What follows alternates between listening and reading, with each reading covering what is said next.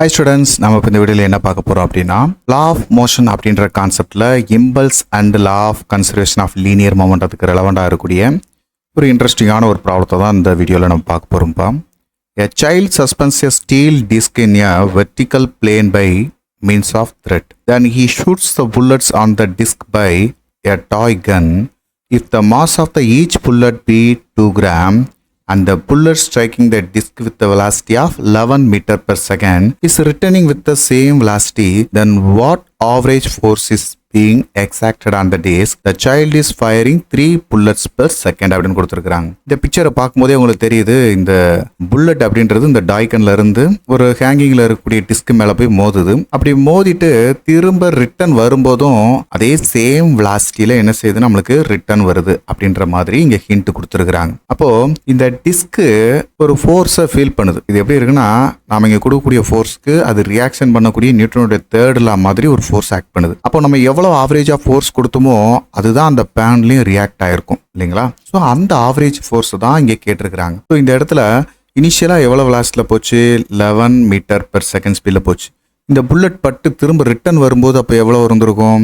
v equal to இனிஷியலா இருந்தது 11 metre per second positive x axis டைரக்ஷன்னா ரிட்டர்ன் வந்தது negative x axis direction -11 metre per second இருக்கும். சரிங்களாப்பா? இதில் இம்பேக்ட்கான டயத்தை எப்படி கொடுத்துருக்காங்க பாருங்க. 3 புல்லட்ஸ் பெர் செகண்ட் அப்படின்னு கொடுத்துருக்காங்க. இதெல்லாம் எப்படி சால்வ் பண்ணணுன்றதை நம்ம ப்ரீவியஸ் வீடியோலேயே பார்த்துருக்கோம். இங்கே நம்ம என்ன செய்ய போகிறோம்? அதுதான் சால்வ் பண்ண போகிறோம். ஸோ m அப்படின்ற இந்த மாஸ் ஆஃப் த புல்லட்ன்றது 2 கிராம். 2 கிராம் அப்படின்றத 2 × 10⁻³ kg அப்படின்னு எடுத்துக்கிடும். கிராம கிலோகிராம மாற்றிருக்கும். இந்த இடத்துல வெலாசிட்டி அப்படின்றது இனிஷியலாக எவ்வளோ கொடுத்தாங்க? 11 மீட்டர் பெர் செகண்ட். அப்போ ஃபைனலாக என்னவாக இருந்திருக்கும்? -11 மீட்டர் பெர் செகண்ட் இருக்கும். அப்போ சேஞ்ச் இன் வெலாசிட்டி அப்படின்றது என்னது?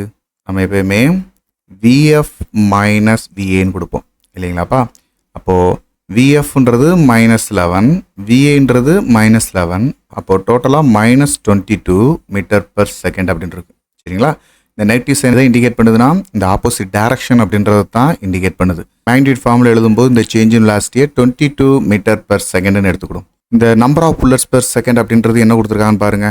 Number of bullets per second அப்படின்றது for 20 gram mass of the bullet அப்படின்னு பார்க்கும்போது அதை nm/Δt அப்படின்னு எடுத்துக்கிட்டோம்னா 3 புல்லட்ஸ் பெர் செகண்ட்ன்றதுனால டிவைட்ல 1 போட்டுருக்கு இன்ட்டு 2 × 10⁻³ புல்லட்டோடைய மாஸ். சரிங்களாப்பா? இதை கேஜி பெர் செகண்ட்னு எழுதிக்கிடும். இப்போ இங்கே நம்மளுக்கு ஆவரேஜ் ஃபோர்ஸுக்கான ஃபார்முலா என்னது?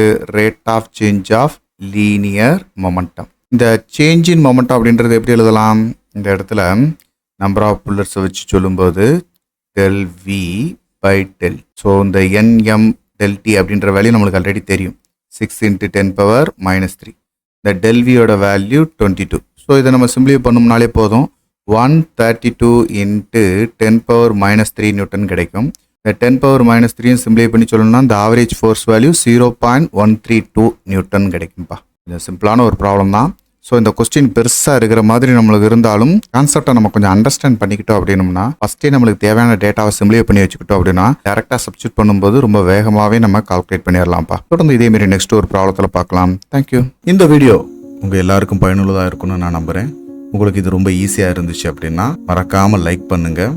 நம்ம மிஸ்டர் ஃபிசிக்ஸ் சேனலை சப்ஸ்கிரைப் பண்ணுங்கள். உங்களுடைய நண்பர்களுக்கும் ஷேர் பண்ணுங்கள். நம்மளுடைய தொடர்ந்து எல்லா வீடியோக்களும் உங்களுக்கு வரணும் அப்படின்னா நம்ம நோட்டிஃபிகேஷனில் ஆல் அப்படின்ற ஆப்ஷனோட கிளிக் பண்ணுங்கள். தேங்க்யூ.